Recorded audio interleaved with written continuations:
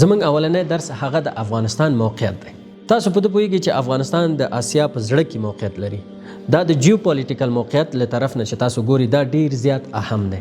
ډیری هیوادونه چې په افغانستان باندې یرغل کړی که هغه مخکیني انګلیسانو، روسانو، امریکایانو، هر څو د دوی مختلف هدفونه درلودل چې هغې څنګ کې فرهنګي هدفونه او سیاسي هدفونه او څنګ کې اقتصادي هدفونه چې دوی د دې ځای نه وشي کولی چې منطقه مکمل خپل تسلط ولري یا کنټرول کړي. تاسو د افغانستان ګاونډیان ګوري، چین غواړي، مثلا تاسو د چین او د پاکستان هغه سیپیک وګوري، چاینا پاکستان اکنامک کوریډور، د دې اقتصادي هغه کوم کوریډور دی هغه جوړي، او چین غواړي د ورېښمو کوم لاره چې دا تیره 2000 کاله څونه استفاده ترې کېدله دغه بیا د سر نه راتازه کړي. دوی خپل یو نیټورک لري چې سریلانکا، افغانستان او ډیره هیوادونه باید په دې کې سره یو ځای او دی هغه کې. There are overland routes that connect China to Central and South Asia, the Middle East and Europe. That's the belt. It includes what's called the China-Pakistan Economic Corridor, where around $60 billion are being spent on things like coal and hydro power plants, wind farms, highways, and a new high-speed rail link between Peshawar and Karachi.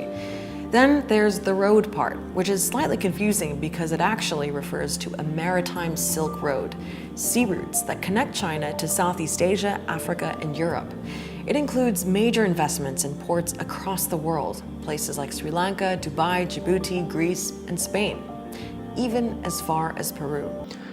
بعضی خلک وایي که چیرته ولې ایشین یونین نه جوړیږي اقتصادي نګاه نه کې وګورو.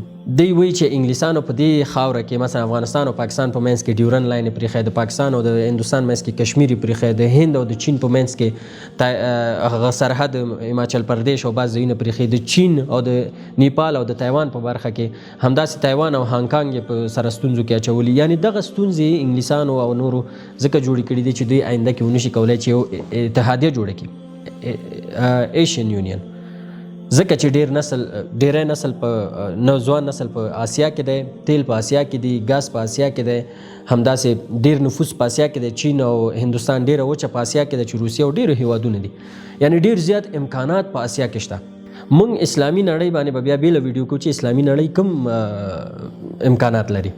اوس تاسو ګورئ هندوستان پرمختګ کې دی او اقتصاد کوم څېړنه چې شوې ده هغه 2015 پورې به چین د نړۍ اول اقتصاد کېږي، همداسې نور هیوادونه راځي.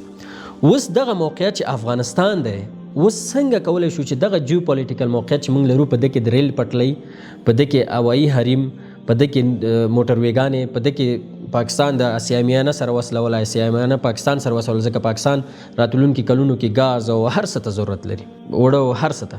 او موږ په مرکز کې موږ د ټرانزیټ له لارې نه کولی شو ډېرې زیاتې پیسې لاسته راوړو. په دې لاره کې به دلته خلکو ته کار زمینه مساعدې کېږي، که هوټلونه دي، که موټر ویګانې دي. همداسې افغانستان غواړي په دې لارو نه ځان چابهار له لارې نورو هیوادونو ته ځان وصل کړي. د یقیني انخوی د وسپنو پټلۍ د فاریاب ولایت له لارې مرکزي اسیا ته د افغانستان یوه مهمه ترانزیتي لاره.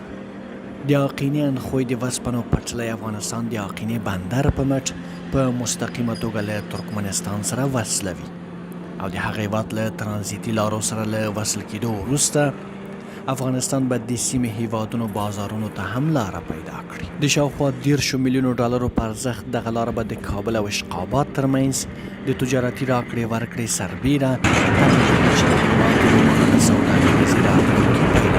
همداسې چینایان غواړي چې په هغه د خپل یو کوریډور له لارې ځان اسیای میانه ته ورسوي. یعنی روسیه، چین، هندوستان او آسیای میانه دا سره وصلیږي. دا یو څلورلارې جوړېدی شي. افغانستان د جیو پولیټیکل موقعیت د وجې یو څلورلارې جوړېدی شي چې دغه هیوادونه یو بل سره رفت آمدو کې دلته که تاسو ټاپي ګورئ، که نورې پروژې دي، د ګاز پروژې دي، د تیلو پروژې دي، که همداسې نورې غټې پروژې دي، که دا د افغانستان په لاره نورې هیوادونو ته ځي، دلته به افغانستان ته په میلیونونو ډالر عاید راځي. که هغه زموږ هوایي حریم استفاده کېږي، دلته به موږ ته په میلیونونو ډالر عواید راځي. همداسې د افغانستان توکي د دې موټروي او د دې هایویګانو او د دې ریل پټلۍ له لارې په اسانۍ کولی شي نورو هیوادونو ته لاړ شي. موږ به صادرات ښه کېږي ځکه زموږ میوه، وچه میوه، که تازه میوه ده، سبزیجات دي او ډېر مسایل دي، موږ کولی شو د دې له لارې نورو هیوادونو ته صادر کړو. همداسې زموږ به مستقیم د چین او نورو هیوادونو سره صادرات او واردات زیات شي. موږ کولی شو د خپل موقعیت څخه چې کومه استفاده وکړو، موږ کولی شو چې متکي شو.